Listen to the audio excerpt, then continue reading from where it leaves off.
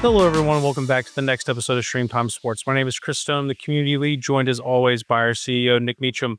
Now, Nick, I love it when my personal life outside of work collides with my work life. And for any longtime listeners, they'll know that I'm an American football coach over here in London. And one of the teams I coach is the Great Britain Women's National American Football Team. And this weekend, we hosted Finland. I'm sad to say we did not come away victorious, but there was a live stream for the game on IFAF TV, International American Football Federation. And my mother informed me that partway through the third quarter that the stream went down for a fairly significant amount of time. So, Nick, I'm going to have words with someone at IFAF to figure out who their platform developer is and perhaps give them a recommendation to one of our partners, maybe a Stream Time member. You know, they certainly would be able to help them out on those issues. Well, there's no doubt that a Streamtime Sports member out there would be able to help anyone with any sports media challenge in this space. Was it a pay-per-view model? Was it just free to access? I remember last time, I think it was the Olympic Channel, right, where they had games broadcast when you send the link around. Correct. The World Championships we were at, that was hosted by the Olympic Channel, which was great from a reach perspective. IFAF TV, as far as I'm aware, is a free service. It just simply ask you to create an account, so you don't have to pay. No pay-per-view, no subscription model, but just a free sign-in. So they're going for the first-party data collection option of the different models to do so, but you might struggle to get people tuned back in if your streamings keep going down now. Well, do we name and shame? I found out who it is. Maybe we'll talk about it off the air. Let our listeners research it on their own time. But if you are someone who works with them, then we can help you out. No, but in all seriousness, good to see that you guys are getting your airtime and good old mum's even tuning in from across the pond. I love the fact that she's still tuning in and seeing her son in action. Oh, even when you're roaming on the sidelines. But you're not mic'd up or anything, are you? Because I've heard you got quite a mouth on you. So there was I think it was maybe our first punt of the game. The BAFA, British American Football Association, had their media guy on the sideline. And I made a comment and I turned around. I was like, "You're not recording audio too, are you?" He's like, "Yep." I was like, "Can we cut that?" "Yep." Obviously not all live. All live. Not live. Yeah. So I've been known to say a thing or two on the football field, but hey, it's a game of passion, right? Absolutely. I think I always found that when I did coaching, I took that way more personally than I did when I was playing myself. I don't know why, but if my team did something well, I've never felt greater emotion than that. Not when I was playing, I kind of like I expected to be good, or I expected to do what I tried to do. So when I did it, I was like, oh, well, that's what I wanted to do. So that's good. But when a team does it, when it's like maybe it's a tactic you've used or something, it's a really exciting, I think, part of being a coach. Yeah, absolutely. You know, I've always gotten more fulfillment from coaching than playing. Excellent group of players. Like I said, wasn't the result we wanted. But, you know, Nick, as I say, no loss is just lessons. You know, it's only a loss if you don't learn from it. Oh, you're such a poet and you don't even know it. Yeah. Hey. So, Nick, as always, there's never a dull moment in the sports space when it comes to media news. And last week, there was a news story. By the time this comes out, people start putting their thoughts out there. So we're going to put our thoughts out there. And an interesting one, you know, we've been following some of the Ligue 1 situation in France. We've talked about what LaLiga is doing with Disney Plus in the UK and some of their partners. And we just got a new announcement from the Bundesliga and what they're going to do in the UK market. Now, Nick, I've got some just general thoughts in terms of I'm actually quite excited about what they're doing. I don't know if it makes business sense, but as a fan, I love it. But I think just to go through just a little bit of context, previously games in the UK for the Bundesliga were aired on Sky Sports. I don't know what the numbers are. Basically, when you research it, it says it's not publicly been disclosed, so we don't quite know what it's there. But the new deal looks as though they're going to still maintain some of their coverage on Sky Sports. But additionally, there's basically different tiers, different packages, where if I've got this correct, Nick, the Friday night game for the Bundesliga will be shown on both BBC iPlayer or the BBC Sports app for streaming. It will also be seen on YouTube on the overlap. And then Mark Goldbridge's show That's Football, I believe, are the two YouTube sources. Then Amazon has some rights via pay-per-view. I can't remember if it's Sunday or Saturday that they have those games, but Sunday. Amazon. Sunday. So you can get games via pay-per-view there, which would allow you to select which game you wanted on the Sunday. And then Sky Sports will still have some of its coverage on the Saturday. So they're going all across the board, Nick. We've got free to air, we've got subscription via Sky Sports. You can go pay-per-view via Amazon, or you got the YouTube stuff with the influencers and kind of that kind of alternative commentary, I believe is the word. No, I've got my thoughts around it, Nick. I actually watched on BBC iPlayer on Friday because I just wanted to check it out. It was new and I loved it. Now, the reason I loved it, Nick, is because I love free to air as an American. Like, that's just sort of like synonymous with like sports coverage. So for me, I love being able to just watch sports via BBC. So that there's other thoughts that are out there, but just my initial take, I was a big fan of being able to just turn on my TV. Didn't have to log into any streaming service or anything. I know it's taking BBC iPlayer, but it was just nice to go watch something on a free to air channel. I really liked it, Nick. I think it's great. It's a really smart strategic play by the Bundesliga to take this approach where they're in lots of different places, massively increasing their exposure and reach. I do think the industry has got a little bit too. I'm going to try and counterbalance things a little bit with how people are talking. People are getting a little bit too excited about this deal. I think it takes some ambition for them to commit to this because there's different types of optics that come with this type of deal. But we have to put it in perspective, right? Whilst it is the Bundesliga, it is just the UK market. And we've talked about Serie A, we've talked about Ligue and the Bundesliga, and Serie A. So I said Serie A already. I'm getting caught up in all my top football leagues. They all struggle to get any meaningful rights deal in the UK for the last several years. So them doing things in this market is really it's not nothing. It's something. It's a great test ground for them, given the scale of the market, the proximity to Germany, the possibilities by tapping into a new audience and taking a longer play with relatively marginal impact on revenues, because the media rights revenue coming out of this market would have been so low to begin with. That why not try a few different things? And there's already been a few moves already we've seen with YouTube being a platform now where creators are going to be taking rights. And I'll be definitely interested to follow how this plays out and what's going to be done with those rights by those creators, because there's a few different examples already popping up now that we can look at. Well, I think to your point, yes, it has to be put in the context of the market. I think outside of the Premier League, I think is the only sports league in the world that makes more money internationally than it does domestically. We're not talking about big numbers. So it's not actually a very big bet that they're having to hedge to try out some of these new things. But what I do like about it, though, Nick, is we can look at France. They tried to launch a direct-to-consumer platform for people out of market and did not seem to take off. So you're still having that same problem. But I like the fact that they're bringing it in a way that should have a lower barrier to entry. Like, they're all going to have the same issue of we're not going to be able to extract a large broadcast fee out of this, but you should then perhaps be shifting to, can we at least get eyeballs? And I at least appreciate the fact that they haven't gone the D2C route like we've seen other people try to do in domestic markets. But yes, I do think the key point of this as we talk through this conversation is there's not a massive bet on Bundesliga's part, or at least I don't think they're necessarily giving up a ton of money to take this approach. So on that, about the D2C component, what would I say? I will tell you that I have not been told that there might be some enhancements coming to their platform soon. Now, which may therefore lead to having access through a D2C offering.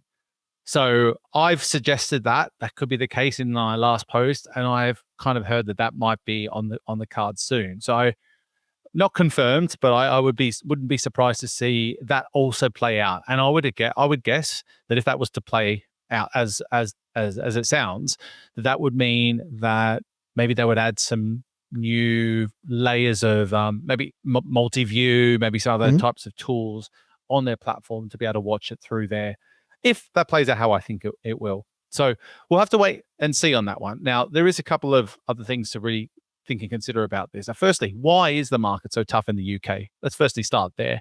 We touched upon this briefly, I think, last time around. We talked about LaLiga, but I think the Bundesliga really fits basically the same bill. There is a couple of stars in the Bundesliga that might be appealing.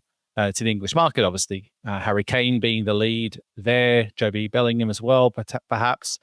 But the reality is there isn't a media rights demanding market. Sky is up to the eyes, up to their elbows. I don't know the right metaphor. They're up to their elbows in domestic football matches. They just don't need more Bundesliga matches. I've seen some people saying like, "Oh, these creators beat out the Sky for the rights to this content." I just think Sky just didn't need it, didn't want it. They've got too much on their plate already, particularly in the Saturday slot, where it's just full up with all the EFL and Premier League. Why would they throw in the Bundesliga if they would probably have some expectation of what would be done with it as well. So I think pretty low risk but basically there was not much demand in market for something that doesn't really move the needle at all. And TNT's been playing a very conservative game for some time now. So I think this move was inevitable. But what we need to kind of talk about, I think, is like maybe how they got comfortable enough to get here. I think this is the bit that may be lost on some people in the market who aren't following it. Like, you can't underestimate the role YouTube itself as an organization and the people working there are playing in getting these deals happening. They are like producing the business case, basically, or helping all parties come together, because they're not putting up the fee, although I've heard some people suggest they are.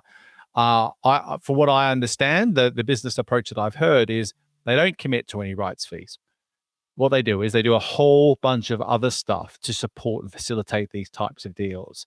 And they effectively are putting together the business case for these organizations to commit to basically get confidence, I think is the right word, in making the move to try this new approach, an innovative approach.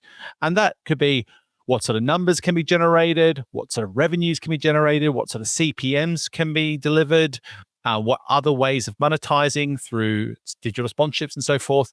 They can potentially open doors for some of those, perhaps, or at least upskill people to maximize the value of those rights, and looking at using all their advanced metrics to be able to go, all right, here, the overlap based on your audience, we can guarantee a certain level of CPM of any advertiser coming on platform, and extrapolate all that out to go, all right, you're going to generate this sort of revenue.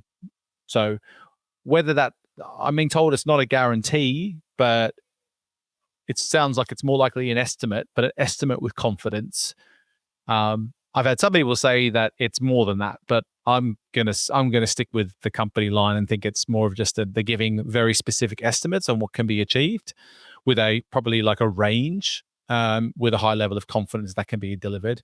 And then those deals are revenue shares. So I'm not sure if any rights deal is being exchanged from the creators in Overlap and Mark Aldridge to do that. But in the end, there's a revenue share approach where YouTube gets a cut, the creators are getting a cut, and Bundesliga are likely getting a cut. So that's how I believe those things will play out. But my point is that YouTube itself, the executives there, are absolutely doing a lot of work to bring this to life. And now it's gaining momentum. So that's why they're putting in so much hard work to get market adoption. So now that will kind of be self-sustaining and keep bringing in more and more opportunities, would be my guess. Well, if nothing else, I know we'll probably never get all the full numbers and everything, but it will be fun to see, because it seems like all of them are taking slightly different approaches in terms of what LaLiga are doing, in terms of what Ligue 1 are doing, in terms of what the Bundesliga are doing.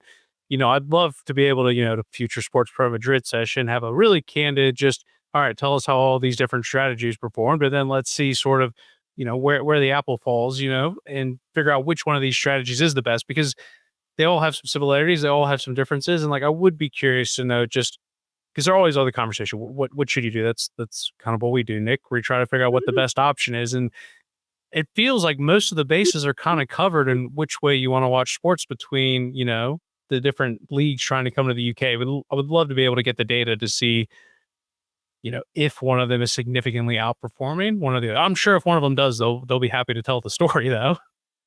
Oh, that will be no question. They will definitely, you'll hear about it if it goes to plan. I think a couple of other interesting anecdotes or things to share around this are, I saw a post by Martin Ross, who's one of the editors at Sport Business, who'd been covering the first Friday night coverage, because that's really, I think, the most interesting part out of all this, right, is the Friday night where you've got BBC iPlayer playing it, you've got therefore available on 3 different YouTube channels alone. 15,000 concurrents, he said, this is on his LinkedIn post, were watching on That's Football, 3,600 watching on The Overlap, and 3,600 watching on Bundesliga's YouTube channel. That's concurrents. And then there was a further 4,000 tuned into Goldbridge's watch along, with no footage available in it. So still getting more on the watch along than with the actual live feed. Now, he goes on to say later on that Overlap were simply using the world feed. So there was no pre-match, no halftime, just a very straightforward rip the feed, plug it into the Overlap channel and broadcast, which is a bit underwhelming, really. You think that if they're going to take on those rights, you would hope for something more, but they're just using it as an out-and-out distribution channel, which, yeah, feels a little bit undercooked, but it is only early stages. But I feel like from the beginning, you want to probably... What is it? That's almost like more. What Ronaldo did with his YouTube channel. Yeah. Was it Paddle or something like that, where basically like it had no, at least, those channels are about football, so they're playing football. Maybe it's not branded in their style, but at least it's the same sport. Yeah. Basically, the same type of concept. I think is they just took the feed, and that's no work for that channel. Yeah. Right? It's literally nothing for them to do that. They just plug it in, give them an RSS feed equivalent or a RTMP feed, I think it is, and then off you go. So, look, well, let's see if they can keep up those numbers. What I read somewhere, I need to give shout out to who that was. From an article called Telenomics by Mike Darcy, I think is his name. Really good person to follow, also on LinkedIn, who's written a bit about this. He was suggesting that the deals are actually only very short term. I've not seen the actual length discussed, but it could be that these creators only have it for a season and then it's over. Or they have the option to renew, and obviously after that. But this is only a test case for everyone involved. So really, there's not much to lose here for the Bundesliga. It takes some certain confidence or risk to, almost from a brand perspective, to make this move. But I don't think it's that really as big a deal as potentially people are making out. Like, you think about where some of those other leagues were I mentioned, they weren't available on any basically free-to-air access. It was only through a pay-per-view model or alike. So, one other thing I think to consider here, and this is the balancing side of things. Like, I'm not sure how happy players in Germany might be about this deal, because the thing with YouTube, from my experience, and I've been shared some examples of this, is it doesn't take much with a VPN to get watching a live feed from a different market. And I just wonder if people are going to be able to access these games happening on a Friday night quite easily happening in the UK. Could that impact the premiums being paid in the German market if it's easily accessible as I expect it to be? Because YouTube isn't the most heavily protected piracy avenue out there. So I think there's that little thing hanging in the mix about what can they do to make sure that these rights are secure if they get to a premium situation. I think at this scale, I'm not sure it matters that much at the moment. But I think it's just something they've got to be conscious of, given if it starts scaling up audience, that the ones that are paying the big checks might get a little bit concerned if they are starting to lose some audience because of this. And that is an interesting point. And I think there's always a question of who's responsible for piracy, right? That's always the question it comes back to. And I remember, I can't believe Warner Brothers Discovery was their head of tech, Peter Scott. Peter Scott, yes, thank you. Brilliant, smart man. And his argument around piracy is it started with the rights holders, and that every time they picked up a new broadcast partner was only one more place for it to potentially be pirated. And his argument way back in the day, and I think he's even referring back to the relationship they have with the NBA, with the NBA, I guess W part of that too, was as if they didn't stop piracy at their end, then it was just going to make it more difficult. And I think to your point, you talk about there, you can rip it from YouTube, you can go through BBC iPlayer, all these different things. Is it actually cannibalizing itself? Then, so yeah, the numbers will be, when you keep it on. Obviously, YouTube in America, at least with YouTube TV's got NFL Sunday Ticket. So curious to know what YouTube is, putting in place, because surely they'll have something for some of that live sports stuff. But to your point, I had absolutely, when I was on my Caribbean holiday last year, using a VPN to make sure that I could access video highlights. I've talked about the difficulty in even finding some UEFA highlights sometimes for certain Yeah. events where they won't let you do it in the market. And it's really simple to turn on your paid for VPN and select your market so you can watch the highlights you want. So that is an interesting part of the conversation that probably isn't going to be talked about as much. No, the problem won't be talked about as much, and it still isn't today. So we know that this is an all ongoing conversation or lack of conversation around it. But look, I think to put a bit of a bow on this, I would say that there are couple other points that I think are interesting. They're minor. Again, I'm trying to I'm trying to balance up the conversation. Now, I've seen a lot of stuff on LinkedIn and social media just basically celebrating the move largely. I haven't seen too many negative takes, and I think that's good because I don't think there should be much negativity about this. I think there's a lot of positives by the Bundesliga, by YouTube, and even these creators and BBC as well to take on these rights. I think it's great to see both BBC making this move as well. So overall, I think it's real positive. But other couple of small points that, like the Friday deal itself, because of the timings with the Champions League, the main teams like Bayern and Borussia Dortmund and maybe Leipzig, I think they were one of the top teams last year. They will very rarely be on a Friday night match because they're always going to be Champions League hamstrung on or Tuesday, cup Wednesday. matches. So they'll almost always be on that Saturday slot or the Sunday slot, which is great for Sky to have that Saturday window, but also for Amazon. And the other thing that's interesting, we've not talked much about it at all, but it is the fact that Amazon had this pay-per-view offering. It's only £2.49. It's quite a cheap price point. Yeah. But it's exclusive. It is exclusive. Maybe at the moment, maybe there's some context and asterisks there that maybe those rights for that game will be made available on an app soon. But for current, and I think there was some clause somewhere about nothing to do with mobile, but effectively, for the fact this is exclusive, I don't think they've done any exclusive pay-per-view deals. They've done a bunch of pay-per-view style arrangements, which is non-exclusive, but I'm not seeing one of this nature. So there's just so many little quirks to this strategy and approach, which is quite exciting to see. But in the end, I'm not sure how needle-moving any of this is going to be. But if Bundesliga can turn on those commercial revenues, and I'll say YouTube as well, can turn on those commercial revenues through those creator channels, through the Bundesliga's own channel, building audiences, that'll be a lot of things they can start celebrating. And it could massively ramp up Bundesliga's popularity in the UK. They could instantly jump up to a clear number 2 if this goes the way they hope for, which has to be exciting for them longer term. Yeah. And, we've done some studies about how different sports fans go in different markets, and England is very football heavy. And you mentioned Harry Kane's England cap and probably will be for a while. Joe Bellingham is out there, but even you think about the other way around, you look at Liverpool, Florian Wirtz, Hugo Ekitike are players that came from the Bundesliga and have now moved their way over to the Premier League. It wouldn't be the first time lots of very big name players have come from Bundesliga to the Premier League. So it's not as if the two don't share some connections. And there probably isn't something wrong with being the second biggest football league in the UK. Like that's not a bad place to be in terms of your own building things out. So I agree with you, Nick. I don't know how massive it will be. I just know that I personally love the approach as just to see someone trying something different and not just going with the out of market. Let's build a cheap OTT platform. We'll see who gets. At least, if nothing else, if you're in the UK, the whole stumbleability thing just got a little bit easier. It sure did. I'm just really interested to see, like, obviously how meaningful impact it has in long-term fandom. Are they able to drive meaningful revenue? And just how much of a commitment those distribution channels are able to deliver in telling the stories around it. The reason I say that is, as I mentioned or alluded to it before, that the Overlap, as an example, just did a world feed straight on their channel.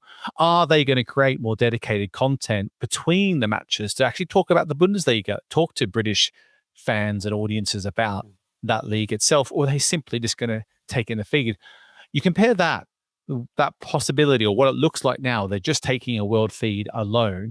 And then look what's happened in that deal that I don't know if we've talked about it yet, which was the Saudi Premier League basically doing a deal with a creator in France. And now the storylines are that I've seen have been published there's a 6-figure deal in place for this guy called Zach Nani to take the rights. There's a commitment to interviews and pre-game, a unique way to broadcast and produce that production, but also the storytelling around it, talking to athletes, etc. And he's got a massive audience base. I published a post on this. I can't remember. I did some research, but it was in the millions between Twitch and YouTube. So there's a commitment there. There's an obvious one. Apparently, he has come out and said that ING had approached him for that, but there's a commitment there that they've invested and they're going to be putting a lot of money into production and really, I don't want to say milking it. It sounds like a negative connotation, call it milking it, but like maximize the value of those rights. I'd just be disappointed if we don't see a bit more of that coming through those other channels, but maybe they don't need it for it to be a success. It doesn't mean they have to have the overlap and like Goodridge and the BBC doing more content than ever, but it would just be a nice extra layer for them to get validation of reaching new audiences and telling those stories outside of the live match alone. Absolutely. And I think just we've talked about some of these different approaches. One of the things we touched on previously, I just referenced, I tuned on and watched on the BBC iPlayer, but the week before we had talked about, is Amazon going to be able to see Ligue 1? And we managed to at least get some initial numbers from that. You put out a LinkedIn post, but just as you're kind of shifting from one league's performance to another, we're obviously talking a little bit more about the domestic performance there, but just to follow up on all these different approaches, what's some of your takes from that initial early launch with what we've seen, or at least the numbers we're seeing reported in terms of how that start of the new season's going there? Because they definitely waited till the last second to figure out how they were going to do things this year over in France. I really sympathize with them over there.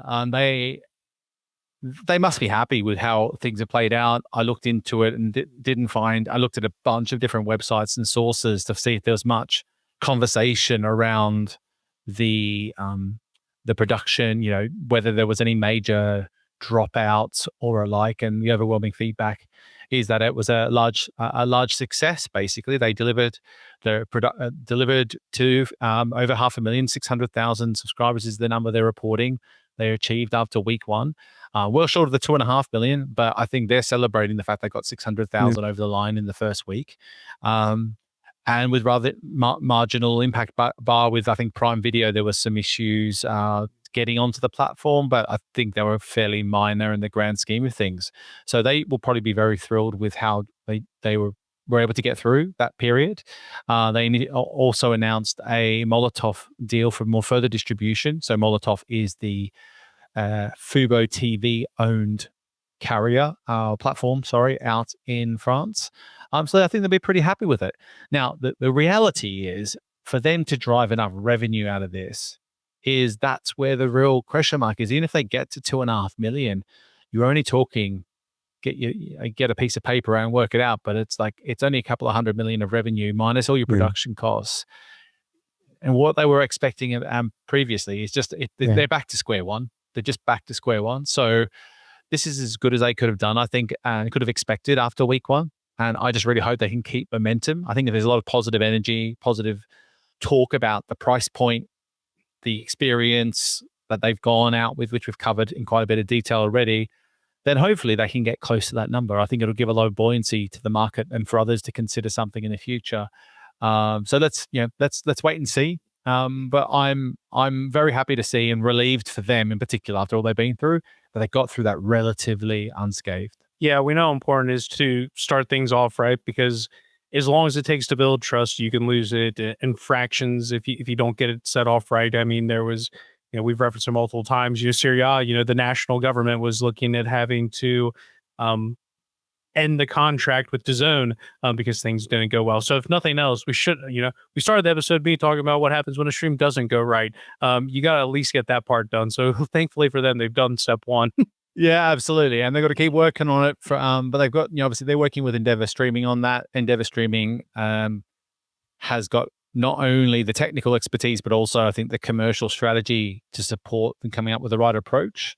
So I'm interested to see how well that goes, and just whether they can keep a run rate up that gets them north of 1 million very, very quickly. Because I think if they can get north of 1 million subscribers within the next couple of weeks after getting 600 under their belts, they will be very confident they can get close to the mark. then the challenge is year 2. But that's a whole other problem. Let's focus on year Yeah. 1 first.